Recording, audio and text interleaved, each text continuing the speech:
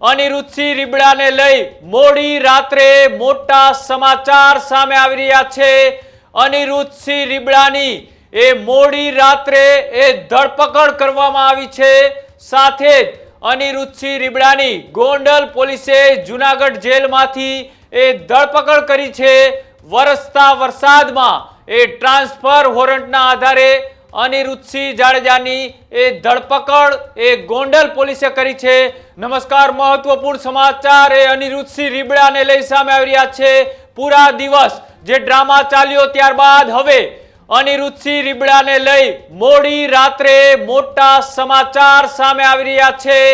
અનિરુદ્ધસિંહ રીબડાની મોડી રાત્રે ધરપકડ કરવામાં આવી છે। સાથે જ અનિરુદ્ધસિંહ રીબડાની ગોંડલ પોલીસે જૂનાગઢ જેલમાંથી ધરપકડ કરી છે। વરસતા વરસાદમાં ટ્રાન્સફર વોરંટના આધારે અનિરુદ્ધસિંહ જાડેજાની ધરપકડ ગોંડલ પોલીસે કરી છે। જૂનાગઢ જેલમાંથી અનિરુદ્ધસિંહનો કબજો ગોંડલ પોલીસે અત્યારે લઈ લીધો છે।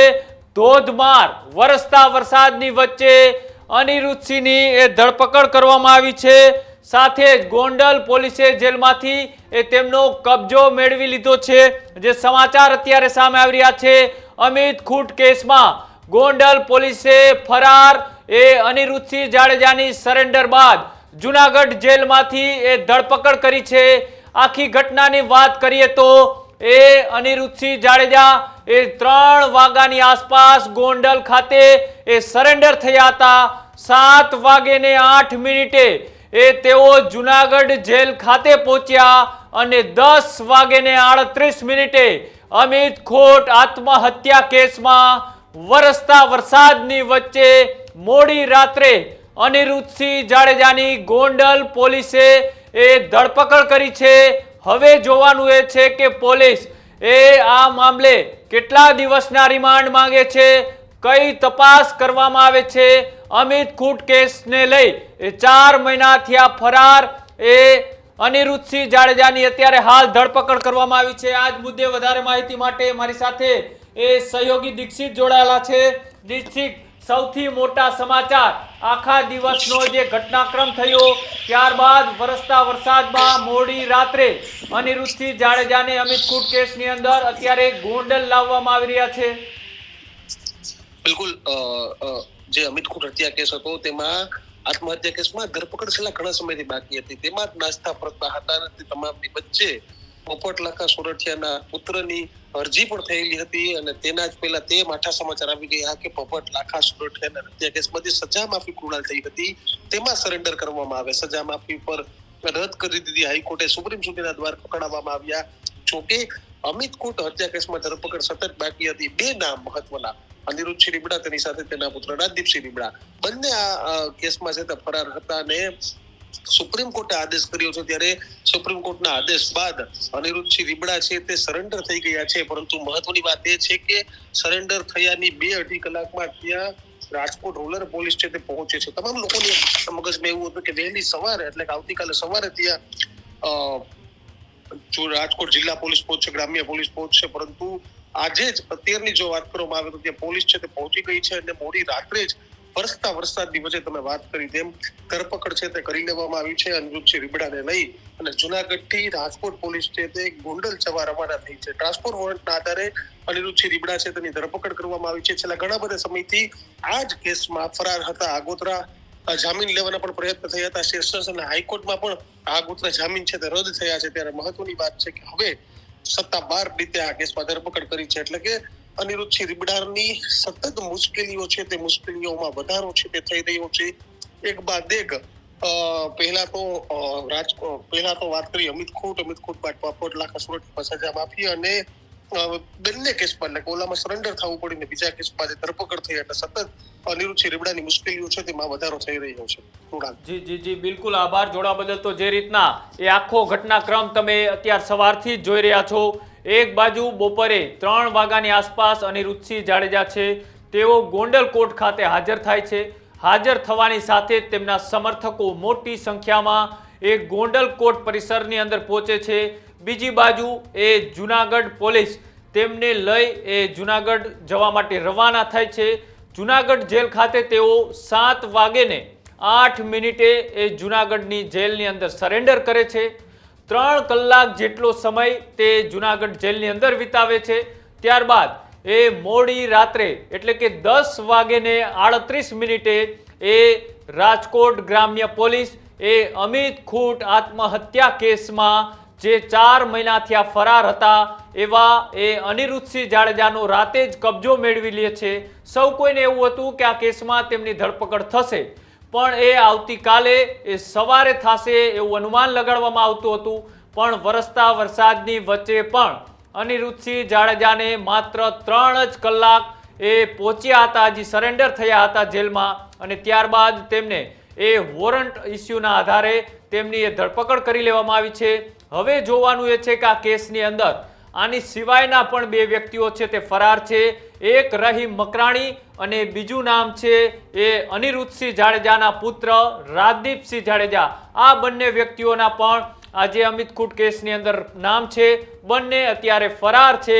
અને સૌથી મુખ્ય નામ એ જે આ કેસમાં ચર્ચામાં હતું એ હતું અનિરુદ્ધસિંહ જાડેજા. તેમની મોડી સાંજે એ સરેન્ડર કર્યું અને મોડી રાત્રે એ તેમની આ કેસની અંદર ધરપકડ થઈ. હવે જોવાનું એ છે કે આ કેસમાં શું ક્લાઇમેક્સ આવે છે, હવે શું મોટા ખુલાસા થાય છે, પોલીસ આ મામલે કેટલા દિવસના રિમાન્ડ માંગે છે, સામે કોર્ટ આ મામલે શું વલણ અપનાવે છે, સાથે જ એ અનિરુદ્ધસિંહ જાડેજા છે તેમના વકીલ દ્વારા કેવા પ્રકારની દલીલો કરવામાં આવે છે, અને સાથે જ હવે જે રીતના આ કેસને લઈ જે ફરાર હતા એમાંના એક વ્યક્તિ એટલે કે અનિરુદ્ધસિંહ જાડેજાની ધરપકડ થઈ છે. પોલીસ એને 4 મહિના સુધી એ પકડી નથી પાડી. અંતે જ્યારે સુપ્રીમ કોર્ટ, ભારતની સૌથી મોટી ન્યાયપાલિકા, સુપ્રીમ કોર્ટના આદેશનું પાલન કરી અનિરુદ્ધસિંહ જાડેજાએ એ પોપટ સોરઠિયા એ કેસની અંદર આજે એ સરેન્ડર કર્યું છે. પોતે જાતે પોતાની ઈચ્છા મુજબ સરેન્ડર કર્યું છે.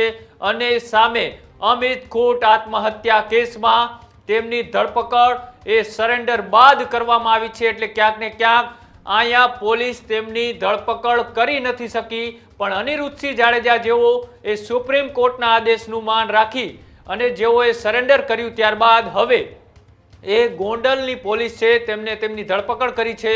હવે તેમની ધરપકડ બાદ હવે અમિત ખૂટ કેસમાં શું મોટા ખુલાસા થાય છે, એક બાદ એક એ જે વચ્ચે ચર્ચાઓ શરૂ થઈ હતી FSL રિપોર્ટને લઈ, સુસાઇડ નોટને લઈ, આ તમામ એ વાતો છે એ હવે કોર્ટ સમક્ષ મૂકવામાં આવશે. કોર્ટ સમક્ષ મૂક્યા બાદ એ બંને વકીલો દ્વારા એ દલીલો કરવામાં આવશે, અને દલીલો બાદ એ જ્યારે હવે બંને વકીલો દ્વારા દલીલો કરવામાં આવશે અને દલીલોના આધારે જ્યારે હવે કોર્ટ આ મામલે શું નિર્ણય લે છે એ જોવાનું રહેશે. પણ અત્યારે જે સમાચાર સામે આવી રહ્યા છે કે જેમાં અત્યારે મોડી રાત્રે અનિરુદ્ધસિંહ જાડેજાની જે ધરપકડ કરવામાં આવી છે એ અમિત ખૂટ કેસની અંદર કરવામાં આવી છે, અને સાથે જ એ જુનાગઢ જેલ ખાતે તેમને જે લઈ જવામાં આવ્યા હતા એ જુનાગઢ જેલમાં તેઓ માત્ર હજી સરેન્ડર થયા અને 3 કલાક જેટલો સમય થયો હતો. અને 3 કલાકની અંદર હવે એ રાજકોટ ગ્રામ્ય પોલીસ દ્વારા અનિરુદ્ધસિંહ જાડેજાની અત્યારે અમિત ખૂટ કેસની અંદર ધરપકડ કરી લેવામાં આવી છે. વરસતા વરસાદમાં એ જુનાગઢ ખાતેથી એ જુનાગઢ જેલેથી તેમની ધરપકડ કરી છે. આ જ મામલે વધારે માહિતી માટે આપણી સાથે વરિષ્ઠ પત્રકાર એ જગદીશ મહેતા સર જોડાયેલા છે. સાહેબ, જે રીતના વાત કરવામાં આવે તો બપોરે 3 વાગે તેમને સરેન્ડર કર્યું, સાંજના 7:08 તેઓ જુનાગઢ જેલ ખાતે સરેન્ડર થયા, અને વરસતા વરસાદની વચ્ચે રાતના 10:38 એ અમિત ખૂટ કેસની અંદર એ અનિરુદ્ધસિંહ જાડેજાની અત્યારે કબજો કરી અને તેમની ધરપકડ કરી અને ગોંડલ લાવવામાં આવી રહ્યા છે. પણ આ તો અપેક્ષિત હતું, એમાં બ્રેકિંગ ન્યૂઝ કાંઈ નથી. સરેન્ડરની ઘટના એક છે, અમિત ખૂટની ઘટના જુદી છે, અને ઈ ટ્રાન્સપરન્ટ વોરંટના ઓલું કરી અને એને અહીં લાવવાના હતા, એની પૂછતાછ કરવાની હતી, એ સ્વાભાવિક વાત હતી. હવે ગોંડલ તો એનું હોમ વર્ક છે, હોમ ટાઉન જેવું, એટલે ન્યા કઈ એને ફડક બળક થાય કે એવું કશું જ નથી. જે કાંઈ હોય તે એની પ્રોસેસ જે કરવાની હશે કાનૂની પ્રોસેસ કરશે, પણ સનસનીખેજ ખાલી આપણે કરીએ છીએ એવું કશું એને થવાનું છે નહીં. આ પ્રોસેસ 2-3 દિવસ હાલશે અને પછી હાલ તુરંત તેઓ જેલમાં જશે પછી એના વકીલો થ્રુ વળી પાછી આ જ વાત કરવામાં આવશે કે એનું વર્તન સારું હતું થી માંડીને બધું જ, અને બધું જ સરવાળે થાય તો બધો જ મેળ 1.5-2 મહિનામાં આમ વાજતે ગાજતે પાછા પોતાના ઘરે પહોંચી જશે એવી અત્યારની સિચ્યુએશન છે. એટલે આપણે બધા જે માનીએ છીએ એવું કશું થવાનો સવાલ નથી કે ગોંડલ આવે તો ધારો કે કાલ સવારે બીજું કઈ થાય. જે સૌથી મોટો જમ્પ હતો એ આજનો હતો એ હાજર થાય કોર્ટમાં એ પહેલા જો એને પકડી લેવામાં આવ્યા પોલીસ તરફથી તો સરેન્ડરની વાત અલગ રહે. સરેન્ડર ન કર્યું ગણાત, અદાલતની અવમાનના થઈ ગણાત, ફરાર આરોપી હતા એને પોલીસે પકડ્યા ગણાત, બીજો અપરાધ કર્યો છે એવું બધું એની સામે એલિગેશન મૂકી શકાયું હોતો. પણ જે રીતે તંત્રએ ગઈકાલ કરતા આજે જુદી જ આખી મેથડ અપનાવી. ગઈકાલે તો રાજકોટ થી જુનાગઢ વાયા ગોંડલ આખો ખાખી કોરિડોર બનાવવામાં આવ્યો હતો કે ગમે ત્યાંથી એને પકડી પાડો. આજે શું થયું? એ જ પોલીસ, એ જ કોરિડોર, એ જ વિસ્તાર, એ જ બધું અનિરુદ્ધસિંહ જાડેજા આવ્યા એટલે એની સુરક્ષામાં તૈનાત હોય એમ એ બધા પોલીસ વાળા આજે જોવા મળ્યા. બોલો, જે ગઈકાલે મેં કીધું તેમ એને પકડવા માટે તૈનાત હતા એને બદલે. અને એટલું જ નહીં, એ તમે વિચાર કરો કે સવારે સુપ્રીમ કોર્ટે કીધું કે તમે હાજર થઈ જાઓ.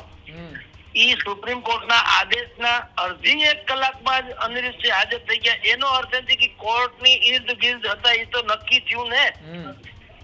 તો નક્કી થયું તો પોલીસને ખબર ન પડે તો મેં કીધું તે પોલીસ શું કામની, પણ બધાને બધી ખબર છે એમ કહું. આમાં કશું જ અજુગતું નથી. અત્યારે જુનાગઢ તમને કહું ગોંડલ પોલીસ લઈ આવ્યા છે અમિત ખૂંટ આત્મહત્યાના રહસ્યમય કેસમાં તો લઈ આવ્યા છે તો છે ઈ પૂછતાછ તો બધી કરશે.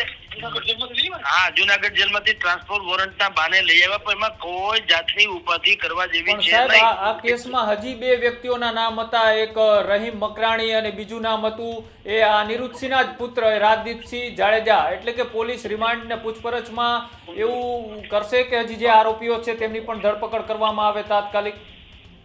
હા, બધી સ્વાભાવિક છે. પોલીસ તો એવી જ કોશિશ કરશે પણ એ કઈ આના માટે નવીન થોડું છે. મારા ને તમારા જેવા નવીન થયા હોય તો નવીન જાણે તો રોજ નું થયું એટલે એમાં કશું જ કઈ ફાટી પડવાનું નથી. રિમાન્ડ શું હોતા હે હવે એને થોડી ખબર નથી. આમાં કોઈ વસ્તુ પૂછતાછ કરવા જેવી બીજી તો રહેતી નથી.